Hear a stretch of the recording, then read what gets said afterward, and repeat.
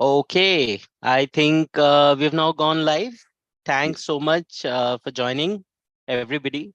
Uh, this year, last year, we did the same thing. This year, we have Anshu and Sanjeev. And Joy is like, the common phenomena across all our live streams that Okay, way. I think we've now gone live. Thanks so much for joining, everybody. Uh, Can we hear an echo or is it a lag? Anyway, I don't see anything happening afterwards. So great. So, these technical hitches happen, but thanks so much for joining. I know it's been a holiday. You've all had other engagements, so thanks so much for hopping onto this live stream. So we did something last year, very similar. And before I go into it, a couple of days back, Joy and I were discussing what do we call this session, right? And he came up with this idea of can we call it Azadi with AI? And initially, I was a little taken aback because, how do you do a session on Azadi with AI, right? Because when Azadi happened, AI was not being talked about, right? But then when you look deeply into it, I think what mattered to me is that at its fundamental, Azadi is the freedom of being able to do anything in a positive direction, right? Without causing any harm and for self development, for improving oneself. And that's when we also realize that if there is azadi in your thought, in your acts and all, then there is must be something like an unfreedom also, right? That if there's freedom, then there must be an opposite to that, right? It's unfreedom, or whatever, we call it colonization on something. Now obviously when we fought for azadi, we were fighting against a definite entity. But nowadays the entities don't come like that, right? They don't come as colonizers. They come as economic debt, they come as technological debt, they come as technical brain drain. So if you are losing out on the best of the talent, or if we are losing out on our identity, or if we are losing out on what makes us us, that's exactly what unfreedom can be, right? So it seemed like an apt point to kind of figure out that okay, where are we in terms of, obviously 77 years have passed since we have grown as a country. So where are we in terms of tech, or at least where are we in terms of as a country, and how can tech make it better, right? Now, one of the things that I see, because let me start with recounting a small story. Last year when we did this kind of a session, it was done pretty within a few days, right? As Joy will remember. And then obviously we had created a series of questions, and one of the questions was about large language models. And Joy had told me, it's not very easy for people to understand what large language models are. Can we make simpler questions and all that? But that's just about a year ago, right? And this year, I'll give you an interesting story before I go into our questions. Um, I met a 5-year-old kid a couple of days back, and I told her that I am working with a tech company, and this is what I do. I make interesting advertisements and all that. And she asked me, "Do you work with large language models?" I was like, "You're like 6 years old," and she's like, "Yeah, but do you work with large language models? Do you use large language models in your job?" And I was taken aback. I was shocked, right? 6-year-old telling me. Then I realized that obviously she's hearing about Chat GPT everywhere, right? About from her parents and all that. And then I realized that how far we have come in a year. Because last year we said no, no, no. The people who listen to these talks are senior AI folks and all that. And yeah, we have to make things simple. There's going to be a mix of non-AI people also. But now there's a 6-year-old talking about large language models, right?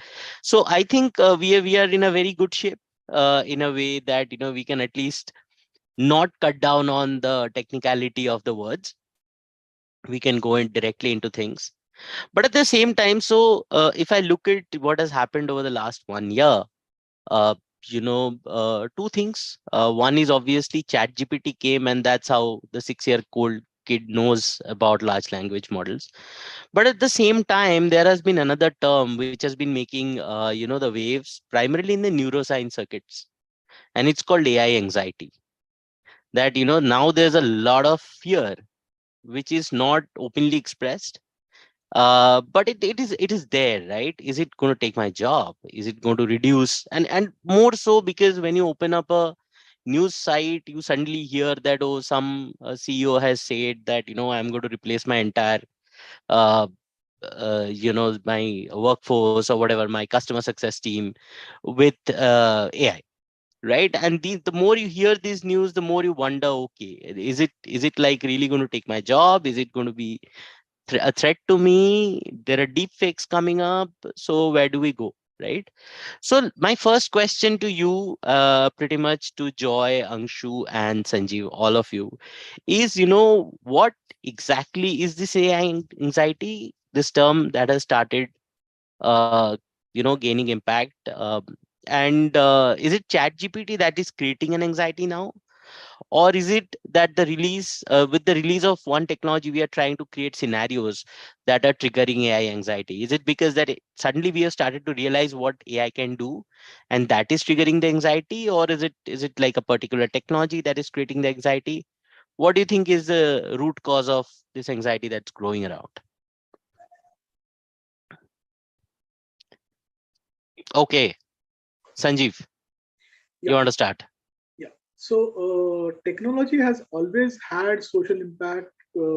People's jobs get affected, and throughout the industrial age, what we've been seeing is that skilled craftsmen have lost their job to assembly line automation, where Charlie Chaplin even made a movie, for example, which showed modern times. That all the art and the talent in the craftsmanship is gone, and you're just a robot at the assembly line. However, till date, we have been protected in the white collar jobs because white collar jobs still require talent. And what has suddenly come with ChatGPT is that an assembly line is getting created where the white collar worker will now become a robot at the assembly line using large language models and ChatGPT to do the job rather than their own creativity. And that has created a huge amount of anxiety of the same kind that happened a few hundred years ago with skilled manual craftsmen. And because of the information age, this anxiety is getting proliferated on social networks like Facebook and Twitter, leading to exponential growth in panic. And that panic is creating various adverse effects. That's my take on this. Okay, I move to Anshu. So, thanks, Tony.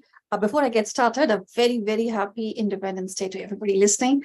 Well, to add to Sanjeev's point, Tony, I think I'll probably, I align with you in the fact that AI has been there for quite some time, But, come to think of anxiety, probably it was even there when we first got the internet. As things have Right. progressed, things have changed, and it takes some time for us to understand how the shift happens. Now, what I would say is totally like Sanjeev mentioned, uh, there is, it's good to have that kind of anxiety to understand what how do I skill up, how do I learn. So my job's gonna go away? Very honestly, all of us have survived all through the years, so not, I personally do not think that, but definitely yes, the kind of skill that may be needed, there would certainly be a shift. That is why, precisely why they say, human skills, people management, soft skills, that those are the evergreen skills that are always going to remain. So and uh, sometimes the world does understand that, because pretty much why everybody in the academics and the colleges are trying to prepare for that. Does it take away my job?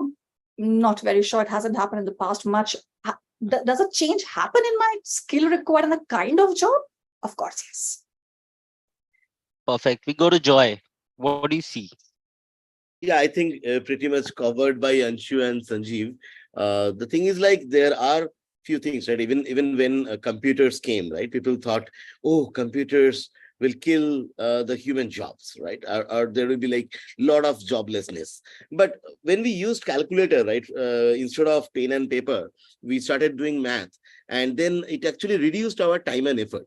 And then lot of steps in even the calculator buttons we have to press, and then we started writing one program in computer, and then run it and multiple times, and do the same steps what we did with calculator.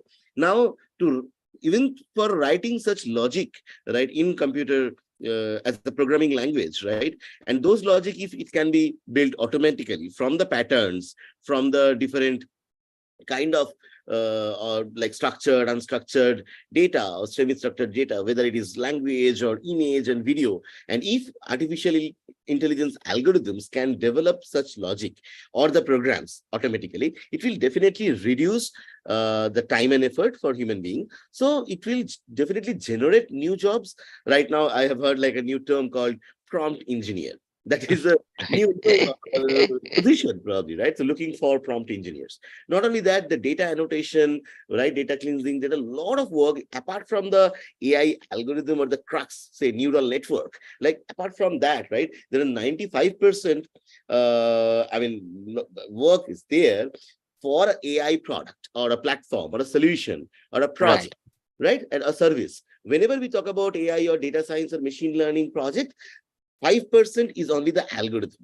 The 95%, the rest of the pipeline, where should we receive the data? Where should we store the data? How to prepare the data? How to train? How to evaluate, right? All these things, inferencing, deployment, whether on cloud or on edge or IoT device. So I think it's like the opening door for a lot of new opportunities. We have to just upskill ourselves, right? I mean, the students who are, anyway, we are doing that for ages, right? We are continuously, although we use the term like reinvention of the wheel in a negative sense, like don't reinvent of the wheel, but we actually reinvent, right? Because wheel was the first invention of mankind, and it was in the Stone Age. And now we are not using the same wheel in our Ferrari car, right? So we are continuously reinventing wheel, and that is necessary. Perfect. Reinventing will reminds me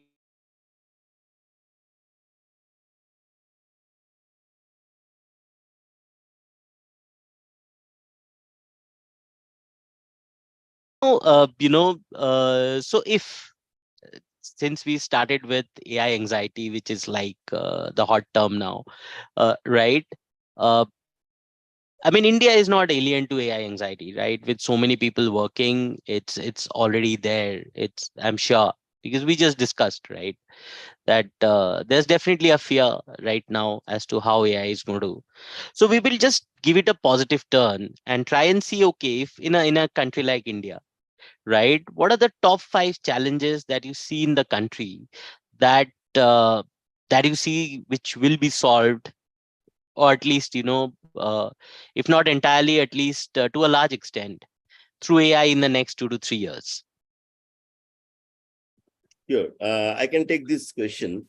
Sure. It's not about only India. I mean, probably a lot of other nations are facing those problems. But yeah, India as a large nation and having so much of diversity with respect to culture, language, religion, geography, and so on, right? We can actually think about like reducing, or rather, vanishing the human bias towards gender, age, language, religion, culture, and all these things. Sometimes what we have seen, even in leadership, some management decisions, all these things depend. And while all these factors come, right? So how AI can reduce those human biases, that can be one of the very important thing, because we are, like we say, like unity in diversity. So how we can, work on that. That is one. Second is human error also, like it can be manual error, casual error, because we have seen in India, especially a lot of manual labor is being put, right?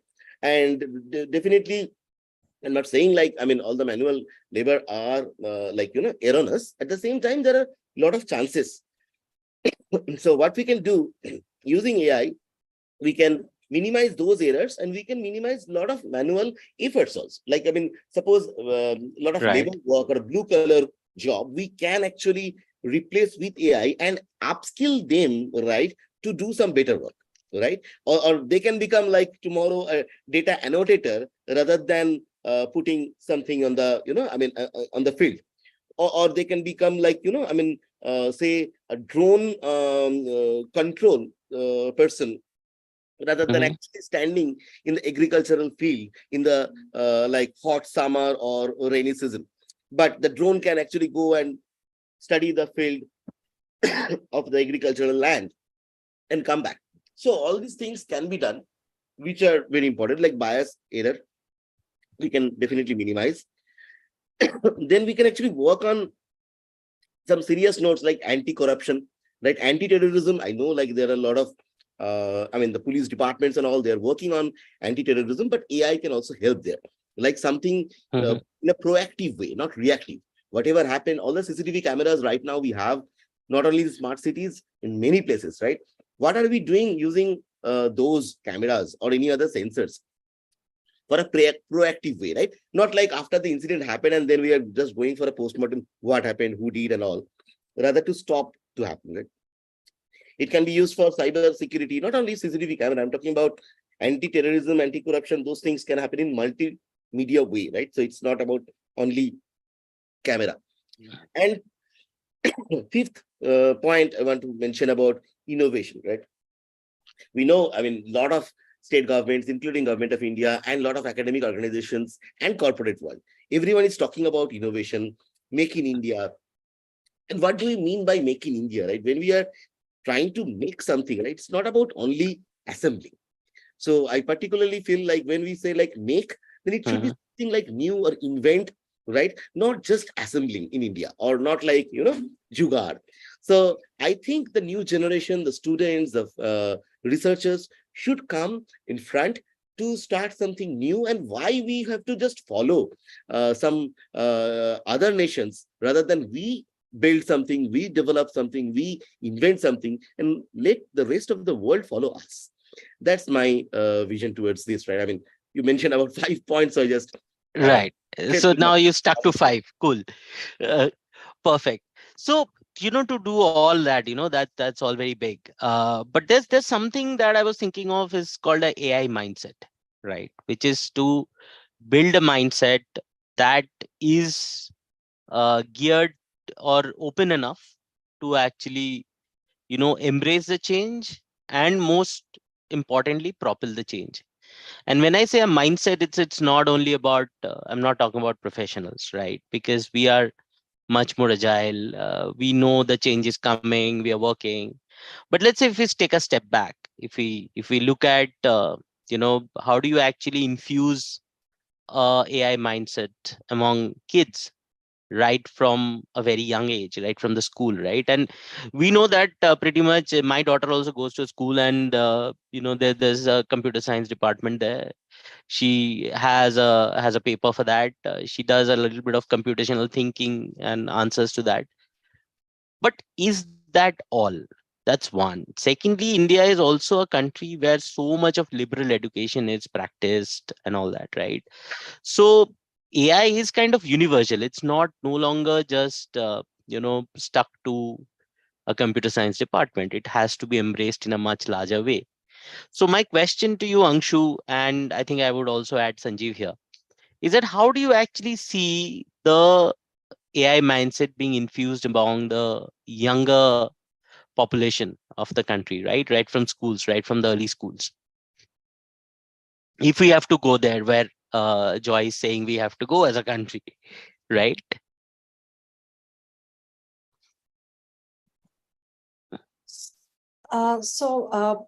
Tony, what I would say is it's a very positive, and it's such a nice feeling to when you talk to the college grads, we talk to students to figure out what all they're excited to learn. In fact, I was going speaking to a few folks, and well, I will still mention that it is coming from the space of academia and that eagerness to learn the new technology and making an impact. A large part of the college outgoing folks are talking about what is it that they can do to impact, the mankind. If you take a look Mm-hmm. at, I was talking to a few college grads, and the kind of enthusiasm and efforts that they've put in to make some college projects that could probably impact, detect a disease faster than it was possibly done. How could you educate somebody, right? There's one idea that probably I kind of just loved, and which was about, so with COVID now everybody is digital, right? So there were large masses of a crowd which were not in the main cities that had to pick up internet itself when the COVID started. But now it's kind of a norm. The teachers are used to this. But then it would be lovely if we have English language, tutors, teachers, all the models available, but the phonetics, live demos, Right. that kind of a thing. And that kind of a thing could reach the interiors of the country. That could be a larger impact. So this is exciting to talk in terms of, I'm talking about folks who are in their college grad and looking forward to their careers in the AI part of it. Now, coming to the initial starters, I would say we are getting there. Yeah, we are getting, our daily lives do have some part of AI involved, whether we realize it or not. It's just there. So Right. that is definitely there, but I think it'll be a lot more larger as we go forward. Perfect. Sanjeev, I think I'll pose the same question to you. And how do you see, AI coming into the early part of the education system? Sure. AI is, I would say, just one example of how human knowledge accumulated over the centuries can be saved outside the human body and doesn't have to be remembered by the individual human brain, and can be consulted as a library. Till date, we have Mhm. familiar only with libraries that are passive. That means the book is there on the shelf, but until you open it and look at it, it won't give you the knowledge. AI is nothing but a library book which is able to open its mouth and call you and tell you, hey, this knowledge is there. I thought you might need it right now. So if you Right. want our children to think of AI as a library which is more proactive in helping you, that will create the appropriate mindset for them to start learning how to use AI in the same way that they learn how to use a library, and make themselves more knowledgeable, make themselves more productive, make themselves more effective and impactful, and eventually make themselves more happy. So creating that mindset that AI is nothing but a library book that talks to you. That is the crucial first step. The second step, I would say, and especially in the context of a country like India, digital inclusion is crucial. And without digital inclusion, that AI as a library book won't be able to interact with you. I have a friend, Pradeep Marwa, who works with an NGO called Computer Shiksha. Mhm. And this NGO, it focuses on bringing basic computer literacy to the government schools and Zilla Parishad schools and various other schools where the level of education is very low compared to private schools where rich people go. Rich people send their children. So till date, I think they have provided a PC plus teacher training and learning materials to approximately 14,000 schools across India. And eventually, their goal is to cover the whole of India with that. But that is a key step that is required for digital inclusion, which, along with PC learning and then being able to make sensible use of your mobile smartphone, which will eventually get them AI ready. These are the two things I would like to mention. One is inculcate the concept, the mindset that AI is nothing but a proactive library book which talks to you. And secondly, ensure the digital inclusion so that everybody can actually use that book. Very interesting, which actually brings me to another question around this only, Sanjeev. It's that, you just say digital inclusion and treating AI as a library. But if I see, one of the advantages that we have, maybe people who are sitting here, is that we have had a very English education, right? We can go on to LinkedIn, we can go on to any site, we can go to Coursera and we can learn, right? If they're speaking in English, we don't have a problem. But if it was like we were English educated, but the language that was most popular was French, we would have had a very much bigger problem at hand, right, for ourselves. Considering the fact that India literally has about 780 languages being spoken, right?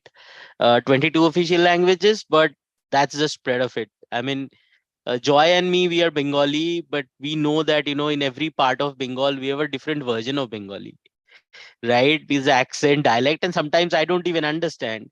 When I go from we stay in Calcutta, but when I go from Calcutta to a place called Bankura, that dialect is completely incomprehensible to me, right? I'm sure Joy will also agree. I mean, and the same in Karnataka, right? I stay in Bangalore, but there's a very different Kannada when I go to Dakshin Kannada, right? So Yeah, absolutely. I observed that 700 you talk about Telugu as well, right? I mean, Telugu as well, right? So with Andhra, so many, Telangana, Rayalaseema, so Godavari. So I found like different types of, I mean, dialect. Yeah, definitely. so 700 is pretty much official, but I'm sure it's over 2000 that way if I had to include dialects, right?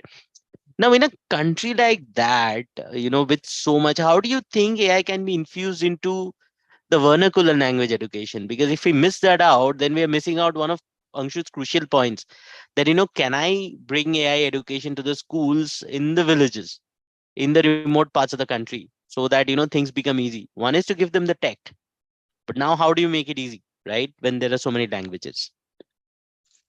Yeah, that is an excellent question, Tony. And I think just to reinforce the point you made about not being able to understand the dialect of your own best friend, uh, this point was made by a playwright named George Bernard Shaw long ago. He wrote a play called Pygmalion, which was Right. later made into a Hollywood movie called My Fair Lady, where this point was made that every 20 kilometers, the language changes, the dialect changes.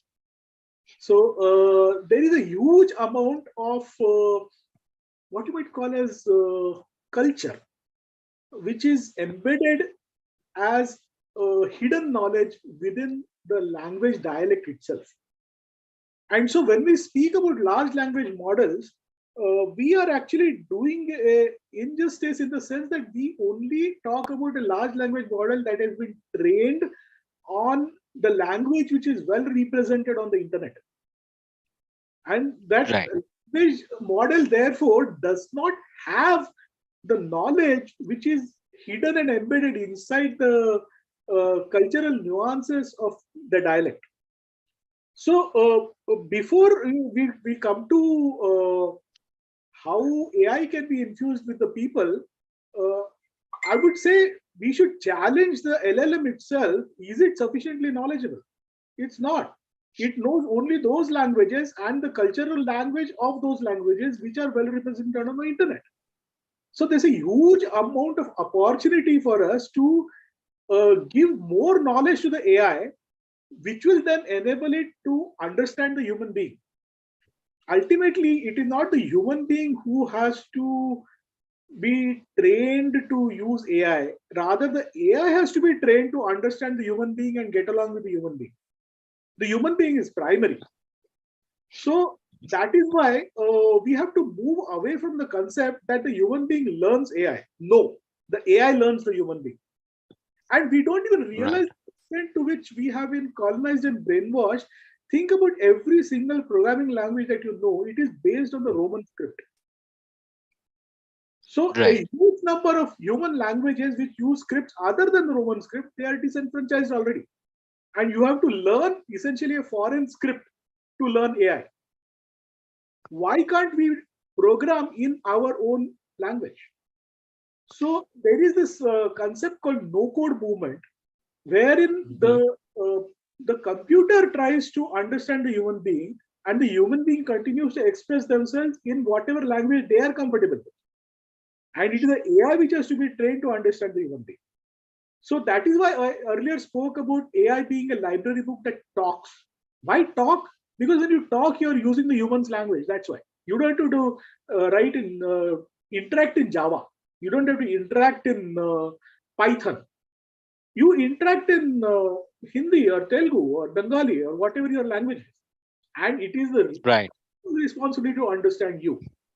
So there's a huge amount of potential there for the AI researchers themselves to come closer to the human being, While of course we are doing the digital inclusion from the other side to make sure that the disenfranchised are at least enabled to get onto the same platform by computer shiksha. Sounds really interesting, and I think we will come back to this as well, Sanjeev. Now, a quick question to you, Anshu. It's that, when you look at, we've just been talking about the positives of it, right? But one thing that is very common is that it's a country of, say, 780 languages, right? That's the truth. And at the same time, it's probably way more than 780 cultures that way, right? And we know that there's a limitation of, because as Sanjeev said, that AI has to read the people don't need to read the AI, right? But there are going to be people who are going to be using the AI, and teach it all sorts of things, right? And I think you can guess what's on my mind. What's on my mind is, things like deep fake. What's on my mind is misinformation, right? It takes a minute, and ChatGPT is so convincing when it writes something, even if it's wrong, even if it's hallucinating. It's very easy to create disinformation nowadays, right? And we started with that only. We discussed AI anxiety about losing jobs and new jobs and all that. But end of the day, it is also true that it's a huge tool for misinformation, right? And things can go either way when misinformation happens, right? So how do you see AI being used, to actually bring it down in terms of curbing down misinformation, the problem that it creates, and mostly humans can create it with, how do you see AI actually working as a counter to that? So, Tony, misinformation, disinformation, these lingos, they pretty much have been there since ever. Even those, the old print Right. days. You've had Photoshop since ever. It was always easy to pick up somebody's picture, put a face to it, and create whatever you wanted to do. And you're not getting into why would somebody do that. Now, the thing that has happened with AI is all this can happen at a super duper speed. And like you rightly said, so Correct. convincingly that, and when somebody's looking for information, it is not possible to differentiate who, it's a bot who's talking or it's a human behind it who's talking. So typically what does happen is that a large part of the time, since this information is created with a purpose, this does get a lot more attention that probably it deserves. Now, we were talking of voice cloning. Man, that's scary. There's somebody who's talking to you in a video and saying, all right, it is me there. And so convincing, what do you do? But then again, I would say, while all this is there, the reverse or the converse is also true, right? When we started, we said one of the biggest, at initial, our biggest thing was, how do you curb, what are the basic checks that you do to ensure that my information is reliable? And that's when these content validating algorithms came into picture with basic checks like, is my what is is a source trustworthy? Is the content and the title matching? Or maybe even why is a spike in suddenly this thing being watched? What are the critical words, kind of a thing? Now, with that done, suddenly there was something when now you can figure out if a picture has been worked on, or it's not original, if I could say that. Another good example I could take is one of the if I say this word very cautiously, hate speeches. There was a release by one of the very renowned social media organizations this year that said they've curbed down these kind of conversations to about 0.02% this year, which is huge. And this is happening because of AI. Yes, like I said, the converse is true. What happens is a human mind, it's a way you use it. So the more applications keep coming in, we will have to work towards it. We have a long way to go to figure out how we go proactive around that, but pretty optimistic. It just depends, how we use it. But when I say that, I would also want to mention to all our viewers and audiences, please do a due diligence before you forward out any piece of news that's come to you that you think may not be true. This can have a critical impact on people and lives. Okay. But to create all of that, right? Back to basics for me. To create all of these good things, primarily not just for misinformation or to curb disinformation, but also to kind of build what Sanjeev was talking about. We need talent, True. right? So coming back to the basic question of talent, sometimes during the 90s, when I was when I was actually in my school, and then we moved on to college, there was this term that was because there was this term which was very popular. It was to be called brain drain. We used to stay in Calcutta, where there was a lot of talk about it, but it still happened, right? Everybody said, no, no, we should curb down brain drain, but brains just drained away. That was pretty that was pretty common. I like that Right. one. Yeah, it still exists, right? Because there's still, I think, one of the statistics that we keep on hearing every now and then is how many people have actually moved out of the country, right? So one is obviously the rich people moving out of the country, but there's like a huge amount of students and who want to settle down in other countries, look for better opportunities. So given the fact that AI has or India has actually been a pretty good player in AI so far. It's to be very frank, there are a lot of research institutes being developed. How do you think this can be actually grown further? How do you think that we can actually ensure that the top talent, and I'm coming from where this conversation or this thought triggered from, is that there are these social media posts, and it's neither misinformation nor disinformation, just posts, opinions, and every time they highlight some global company, they say Google, this Microsoft, look at all their bosses, they are all Indians. Then somebody under it always comments that, yeah, but they're all Indians, but they moved out of India to be there. So if you're staying here, you're making a mistake. Right. So that's the kind of conversation that goes on in social media all the time. So my question to you again would be that how do you actually create this place as a hub?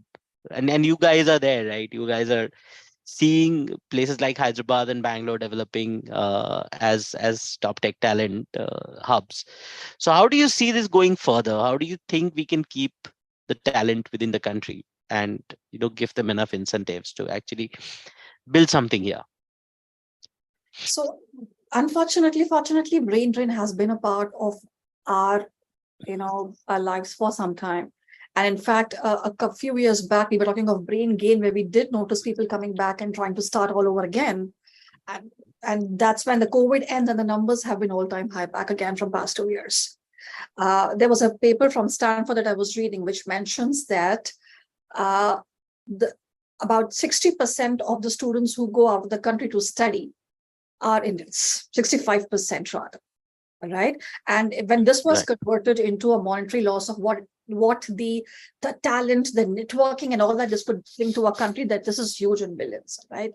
So, but of course, that has been for a reason that all of us have known all the while. It's a college, the infrastructure, the maybe and our education does have that sensitivity still attached to it. Probably it's continued. But when I say that, I will also mention that AI can be a game changer for India, especially given the tech talent that we have. All that we have to take care of is going to be the kind of playground that we are providing to our people. An example is going to be, again, STEM. What are people going out for? STEM studies. A large part of Right. STEM courses are, interestingly, AI and robotics, right? So, but Right. when I say that, the other side of the story is India is the fifth largest country last year uh, to have the highest investments made on the AI side of it. It's huge, right? It is in terms of the policies, the government support. In fact, uh, there was we've also announced two big universities in robotics and AI in the country right now, in Maharashtra and Orissa, right? It does talk about that. Now, with that, having said that, I would also mention that when the investments are happening, there are opportunities around here. The participation from government is it's amazing. Yes, we will also need support from the private sector in terms of investment and the opportunities that we can provide. It would be largely the environment that we create, not only in terms of only getting the talent back in terms of the investment and networking and what we create in India kind of stuff, but also in terms of how we can leverage on this talent, especially the tech talent and the age advantage that we have in terms of demographics. Makes a lot of sense. Now, you just spoke about creating a playground, right? For students, for the STEM students to kind of it's a place where you experiment. It's a place where you learn, you grow, and all that, right? Which brings me to another question, and I think I'll pose this to both Joy and Sanjeev. Is that see, India, one of the best playgrounds that any talent can have, right? And I think I can say from my experience, because I took that as a playground somewhere in the middle part of my career, and it kind of changed my life, right? Which is to get into a startup.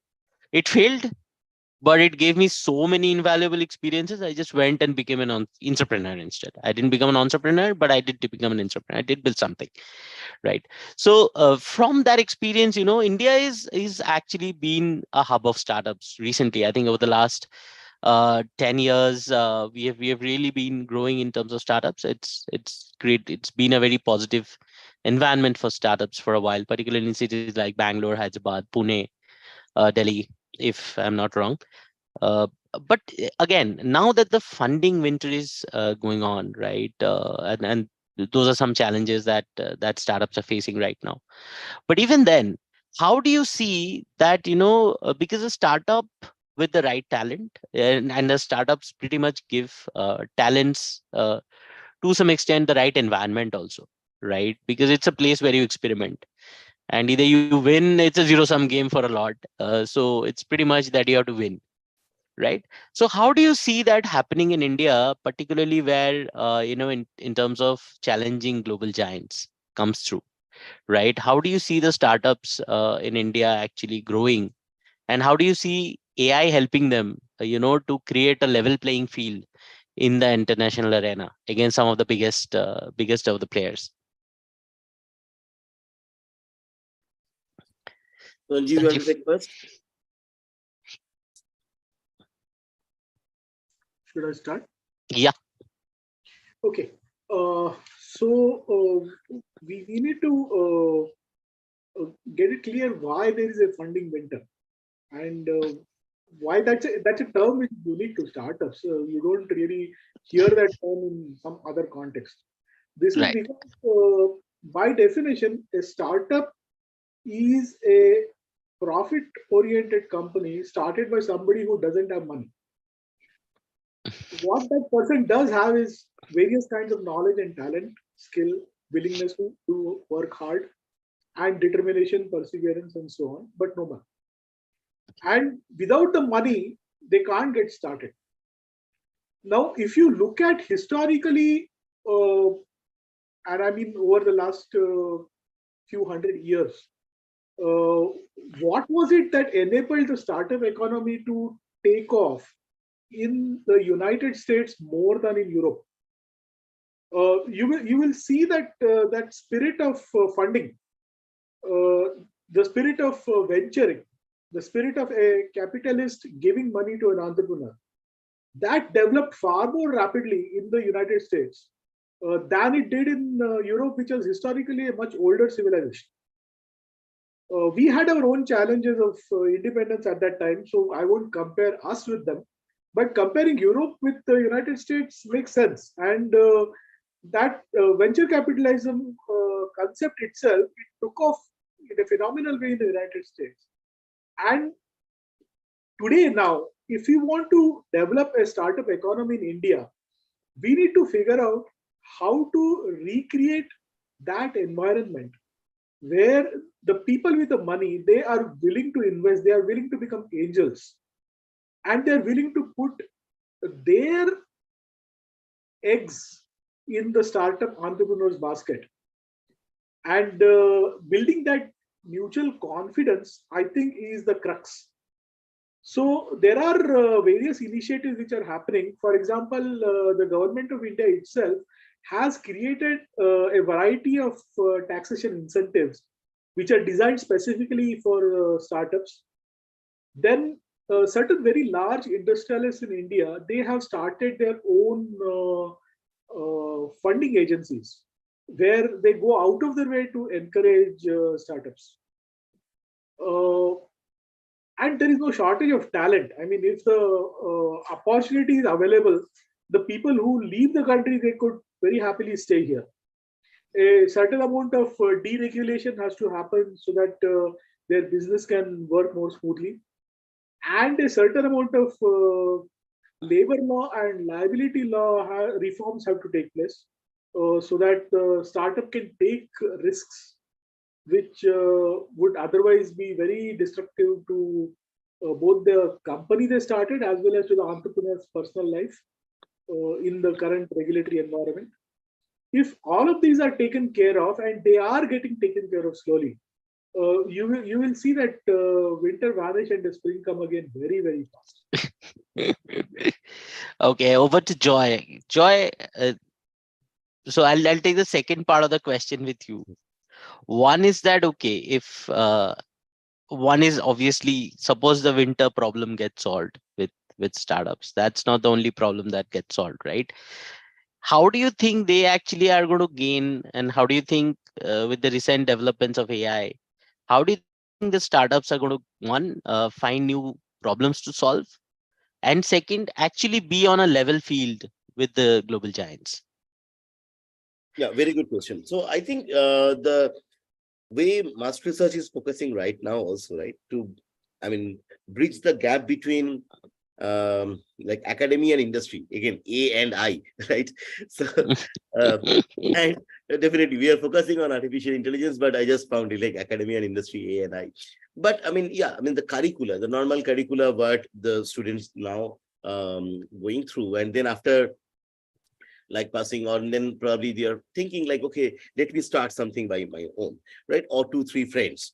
Most of the startups, what I have observed recently, they are like college grads, like, or maximum having like 2, 3 years of experience and then starting something new. So the problem here is like either they are going with some like crazy ideas, but not with the proper feasibility studies and all. Or second thing, what's happening, like again, the innovation part is missing. Probably they're just copying another idea from yet another startup and trying to replicate. But the problem is, even they go for multiple series of funding and all, they have to also justify what is the USP, what is the uniqueness. So what we are Mhm. focusing here, like we are calling it 5P, right? So project, and then a pure academic project, then convert that into a prototype, working prototype, not only some presentation cool videos and all. Let's build something with the coding and all. Then if we find some novelty, if we don't find, then from must research, we are helping with the mentors to the students from different colleges right now. You know that program, Tony. And then what we are doing there, like from that prototype, can we file patent, right? I mean, convert that concept into code, and then from code to intellectual property. Now, once it is an intellectual property and they secure that, right? I mean, they get their names in the patent itself. This actually, it's more powerful to even reach out to any of the VC, right? Any venture capitalist, you can say like, oh, you have a patent on your name in this idea. That's great, because the valuation, I mean, even before getting the funding, right, they get that valuation, right? Okay, this is something unique. And Mhm. then a product, right? I mean, once it is, I mean, okay, the idea is there, working prototype is there, the patent or the intellectual property is also, secured. At the same time, how it can be converted into end-to-end product. Because again, as I mentioned, it's not about only the algorithm, that is 5%, but if it is a product, like, or a solution, if one of these startups or a bunch of startups are doing that, right? So that requires a lot of mentoring support. I know multiple academic organizations, they started this along with the Government of India initiative and all. Like there are a few innovation hubs are being built, where Mhm. the startups, they are actually getting like kind of incubation. But again, it has to be in a sustainable model. We have to encourage more students, more faculty members, and more industry people to collaborate. That's very important. It's not like just on 15th August we are doing a YouTube live. It should be like a continuous process, right? So that's very important. The consistency should be there. And the fifth one is placement. Placement is not about only getting a job. placement of a company is also placement. Even if it is not just getting hired to a company, rather if we can place a startup in front of a VC, we also believe that's a placement as well, right? So Right. placement of the organization or the individual at the proper place. So we are giving that platform, right, in mass research. So that is, I think, I mean, if we collaborate with everyone, and right, I mean, we are already have close to 700 data science enthusiasts in mass research. If we take those responsibilities by ourselves, right, before we reach out to Right. government and in other organization, let's volunteer it for our nation and make it happen. I think that will be the first step. Excellent. Uh, quick follow up on that. It's that, where do you see a gap really? One is that this is what I heard that you are doing for Must, right? This is how Must is going forward. But where is the gap that you currently see in terms of mindset or in terms of taking this kind of an initiative from both the academia side or the industry side? Yeah, so the gap, one is the curricular, right? I mean, suppose for an example, what we are Mm-hmm. studying in our day-to-day, like the normal curricula, in our, suppose, a 4 years engineering undergrad program or 2 years master's postgrad program, right? And those are like what we are studying, the theoretical, the concept, and what are being applied. There is a huge gap, right? No one is going to teach how ChatGPT works in college. Right. Right. Just an example. Like, but I'm not saying like the fundamentals are not required. Definitely those are required. But the part, like some of these important, like corporate training and how to think from a product perspective, those things are missing, and it will continue unless and until players like Mass Research will not, right? Somebody will not come into the picture. Correct. Correct. Right. And where do you see that, in terms of, so one is the academic side, but how are you kind of collaborating with the industry Same to kind thing of make it only, right? The happen? industry, the problem is like they have the delivery date yesterday. Okay. They don't have the time to do research. Even the industries who have their own research wing, they are not getting also like, this is my research wing, this is my product wing, this is my sales and marketing team. Like it's like all in different islands. It's very difficult to, within a large corporation also to work together. Okay, this is the Right. customer problem or client's problem or a societal problem. And the same thing comes for a product. And then the research team is helping the product team to build. That is still, there is a gap. Right, the research team does research by its own. Product team thinks about the next release by its own. Service team is just okay, bhai, ho jayega, by its own. So that's right. I mean, gap is there, but yeah, as I mentioned, like we need, I mean, people like us to come to, I mean, to mediate this, right? To connect with the right team, a right mentor, like, and then handshake, and then take it forward with a consistent method. That is very important. Perfect. So I think pretty much we are at the end of the hour. And we would love to take this conversation forward, right? So this is not the end of it. Yeah. I know we did another YouTube live in about a year. I think we can do it more frequently now, primarily because a lot of things I think came out through the conversation today, and pretty much each of them can, each of them deserves to be talked about in more detail. Maybe showcase some of the projects that you guys are doing. So we will be hosting something very soon again. But till then, it's been great having you guys here. I'm sure you guys have a lot of things planned in the afternoon. So thank you. And I think to our viewers who have been watching, it's wonderful. You have been a wonderful audience. Thank you. Right. Special thanks to So Tony. Thanks. Thank you, Tony. Thanks, Sanjeev. thanks, Happy everybody. Independence Day to everyone, every viewer, and every Indian. Thank you. Happy Independence Day, everybody. Thank you so much. Thanks. Bye.